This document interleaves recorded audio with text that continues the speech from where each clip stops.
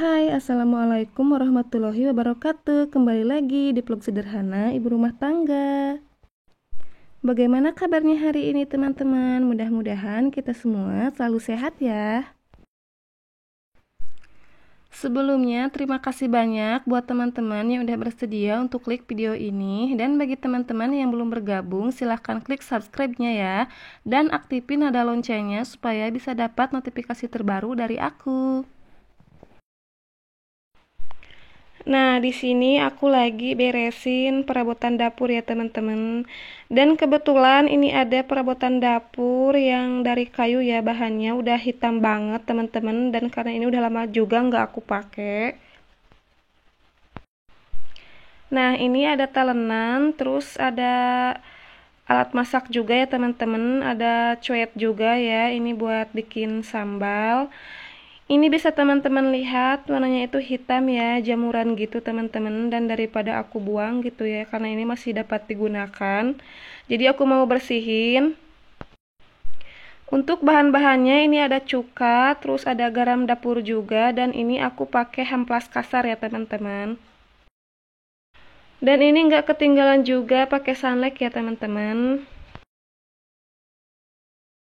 Di sini untuk amplas kasarnya digunting ya teman-teman, karena memang ini kebesaran juga. Jadi ini aku gunting menjadi 4 bagian. Dan untuk langkah pertama ini aku gosok-gosok talenan yang berjamur ini pakai amplas ya teman-teman. Ini tujuannya supaya permukaan talenan ini lebih halus dan juga bisa membersihkan sedikit dari noda jamur. Dan selanjutnya ini disiram pakai air hangat ya teman-teman, karena memang air hangat ini bisa dengan cepat membunuh bakteri ataupun jamur yang menempel ya teman-teman. Jadi di sini saya menggunakan air hangat dan digosok-gosok juga menggunakan spons kawat ya teman-teman. Karena memang spons kawat ini lebih mudah dalam hal untuk membersihkan karena teksturnya yang kasar ya. Dan di sini bisa teman-teman lihat ya, airnya ini sudah menghitam, pertanda kalau kotoran yang menempel itu sudah sedikit terangkat. Dan selanjutnya saya beri dengan taburan garam ya teman-teman. Karena fungsi dari garam dapur ini selain kita gunakan untuk bumbu masak, ini juga bisa dipakai untuk membersihkan perabotan rumah tangga ya teman-teman. Karena campuran garam ini dapat mengikis karat dan juga digunakan sebagai antibakteri alami, dan dari teksturnya yang kasar sangat ampuh untuk mengikis noda ataupun kotoran lainnya yang menempel. Dan selain garam, ini teman-teman bisa gunakan baking soda ya teman-teman. Dan untuk pemakaiannya sama halnya dengan garam, yaitu ditaburkan lalu digosok-gosok. Karena memang kekurangan dari perabotan kayu ini memang begini ya teman-teman, jadi warna lebih mudah berubah. Juga kalau disimpan di tempat yang lembab itu jadi suka berjamur gitu ya teman-teman. Dan karena memang ini warnanya itu super hitam ya teman-teman, jadi saya taburkan lagi garam. Ini digosok-gosok saja ya teman-teman sampai lebih terlihat bersih. Dan karena memang usia dari talenan ini sudah lama banget ya teman-teman, jadi kalau untuk mendapatkan hasil yang bersih seperti baru itu memang agak sulit ya teman-teman sebenarnya. Dan di sini saya juga menambahkan cuka, dan kalau misalkan teman-teman di rumah tidak ada cuka itu bisa diganti dengan jeruk nipis ya teman-teman. Karena memang cuka dan jeruk nipis itu mempunyai sifat asam yang kuat ya teman-teman untuk menghilangkan noda dan juga bakteri. Dan ini juga karena talenannya udah lama banget ya teman-teman, jadi kayunya ini udah rapuh-rapuh gitu. Jadi kalau saya gosok terlalu kuat, itu serat-seratnya itu ikut menempel ke spons kawat ya. Jadi di sini saya sangat hati-hati banget teman-teman dalam menggosoknya. Di sini saya juga menambahkan sabun cuci piring ya teman-teman untuk membantu dalam membersihkan juga. Alhamdulillah untuk talenan udah selesai, dan sekarang saya lanjut membersihkan cuet ya teman-teman. Ini tadi sebelumnya juga sama ya teman-teman, sebelum digosok-gosok ini disiram dengan air hangat, terus dihamplas juga ya teman-teman. Dan ini saya juga menambahkan garam sama seperti tadi membersihkan talenan. Untuk garam dan cuka tidak ketinggalan ya teman-teman. Jadi ini adalah alat utama untuk membersihkan bahan-bahan dari kayu ini. Ini begitu saya siram sudah kelihatan ya teman-teman, dari noda-noda hitamnya ini luntur ya. Dan saya juga lanjut gosok-gosok pinggir-pinggirnya teman-teman, karena memang ini super duper hitam banget gitu ya teman-teman. Ini sampai menempel ke tangan saya karena saking hitamnya ya teman-teman dari cowet ini. Dan selanjutnya ini saya juga kasih air hangat ya teman-teman. Jadi sebenarnya sama ya teman-teman. Jadi alat dapur ini udah pada lama-lama banget saya belinya. Jadi warnanya sampai hitam seperti ini ya teman-teman. Dan tadinya juga saya kepikiran untuk membuang, tapi setelah dipikir-pikir jadi saya coba untuk bersihkan saja. Karena sebenarnya masih memang bisa digunakan ya teman-teman. Ini saya lanjut masih gosok-gosok ya teman-teman, karena memang di bagian pinggir-pinggirnya ini hitam-hitam banget ya teman-teman. Jadi sebenarnya untuk menjaga agar alat-alat dapur dari kayu ini tidak berjamur dan menghitam seperti ini, itu sebaiknya setelah dicuci kita tiriskan dahulu dan tentunya jangan disimpan di tempat yang lembab ya teman-teman. Karena memang tempat yang lembab itu rawan terkena jamur. Ini udah selesai, langsung saya jemur aja ya teman-teman, karena alhamdulillah cuaca hari ini juga panas. Dan saya lanjut motong hamplas ya teman-teman untuk membersihkan alat selanjutnya. Dan untuk bagian-bagian yang memang terlihat kotor ataupun kasar, saya gunakan hamplas terlebih dahulu supaya permukaannya jadi lebih halus ya teman-teman. Selanjutnya ini disiram lagi dengan air hangat ya teman-teman, karena air hangat ini cukup baik dalam membersihkan noda yang menempel, jadi lebih cepat. Terus juga saya gosok-gosok ini pakai hamplas terlebih dahulu ya teman-teman, karena memang bagian ujungnya ini sangat hitam. Dan di sini juga sama ya teman-teman, saya menambahkan sunlight. Dan jadi untuk proses membersihkannya itu sama dengan yang sebelumnya ya teman-teman. Jadi ini digosok-gosok menggunakan spons kawat. Karena memang spons kawat ini teksturnya lebih kasar ya teman-teman. Jadi ini lebih mudah untuk mengangkat noda.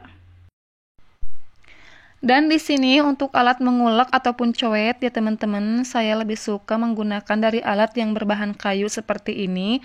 Karena kalau menurut saya coet ataupun alat menguleknya itu yang berbahan semen ataupun batu itu kan suka ada ya teman-teman. Kalau lebih sering kita gunakan, jadi semakin lama semen atau batunya itu semakin menipis. Itu artinya setiap kita gunakan pasti dari bahan itu ikut terkikis, jadi agak kurang aman juga ya kalau menurut saya. Udah selesai, langsung dijemur aja ya teman-teman, dan ini sudah kelihatan ya yang udah kering hasilnya. Dan ini saya juga mau lanjut ke yang terakhir ya teman-teman, ini alat buat masak. Dan seperti biasa untuk langkah pertama ini saya gosok-gosok dulu menggunakan hamplas ya teman-teman, karena bagian ujungnya ini kan sering aku simpan di bagian bawah, jadi itu kadang-kadang kerendam air atau bekas cucian yang ada ya teman-teman, jadi menghitam seperti ini. Dan kalau untuk alat ini sebenarnya sama sekali jarang saya gunakan ya teman-teman. Tapi saya suka simpan di tempat sendok dan agak lembab gitu tempatnya, jadi menghitam seperti ini. Terutama ini untuk bagian ujungnya ya teman-teman.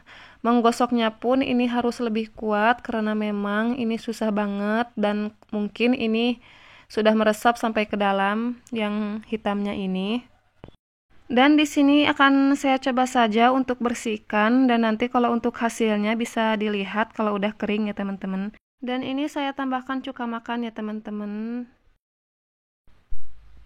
Kalau yang terakhir ini pasti agak lama juga ya teman-teman untuk membersihkannya, karena memang yang hitam di bagian ujungnya itu sangat susah untuk dibersihkan.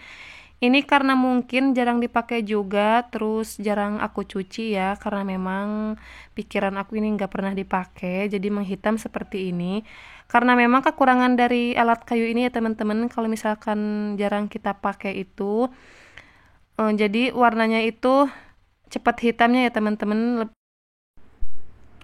Dan kelebihan dari alat berbahan kayu ini yaitu tidak akan meninggalkan noda gores ya teman-teman. Dan alat masak dari kayu ini juga tidak menghantarkan panas, yang artinya akan lebih aman jika digunakan untuk memasak. Dan juga alat masak dari kayu ini sudah jelas lebih ramah lingkungan dibandingkan dengan alat masak yang lainnya. Namun di balik kelebihan juga pasti ada kekurangan ya teman-teman, dan kekurangan di sini yaitu lebih sulit dibersihkan dibandingkan dengan alat masak yang berbahan dari stainless, dan juga lebih mudah untuk menyerap noda. Dan dari bahan kayu yang baik itu untuk dijadikan peralatan masak dapur yaitu dari kayu jati ya teman-teman yang disarankan. Karena dari jenis kayu jati itu keras dan secara alami lebih tahan air. Dan di sini pun saya memang agak susah ya teman-teman untuk menghilangkan noda hitam yang menempel terutama pada bagian ujungnya ini. Ini digosok-gosok pun masih kelihatan ya teman-teman noda hitamnya itu. Ini sebenarnya udah hampir finishing ya teman-teman, tapi karena memang noda hitamnya ini agak susah juga saya bersihkan, jadi saya coba untuk gosok-gosok lagi. Dan setelah ini mau saya jemur di tempat yang panas supaya lebih cepat kering, terus juga lebih terlihat ya dari hasil akhirnya. Selesai dibersihkan, ini saya cuci menggunakan air biasa saja ya teman-teman. Nah, ini udah mulai aku jemur ya teman-teman, dan ini bisa dilihat ya yang hasilnya udah kering, jauh lebih bersih ya teman-teman dari sebelumnya. Kalau sebelumnya itu banyak noda hitam ya, tapi sekarang alhamdulillah udah bersih. Dan alhamdulillah karena cuaca hari ini panas banget, jadi nggak perlu waktu yang lama ya teman-teman untuk menjemur. Dan ini hasil ya teman-teman, memang ini nggak sebersih seperti baru ya teman-teman, karena memang alatnya ini sudah lama banget. Tapi jauh lebih bersih dibandingkan dengan sebelumnya ya teman-teman. Kalau sebelumnya itu banyak noda hitam, tapi sekarang alhamdulillah jauh lebih bersih. Oke teman-teman, mungkin cukup di sini aktivitasku kali ini. Mudah-mudahan tips sederhana ini bisa membantu teman-teman semua. Dan apabila teman-teman suka dengan video ini, silahkan like ya. Dan jangan lupa buat subscribe channel aku supaya lebih berkembang lagi. Assalamualaikum warahmatullahi wabarakatuh.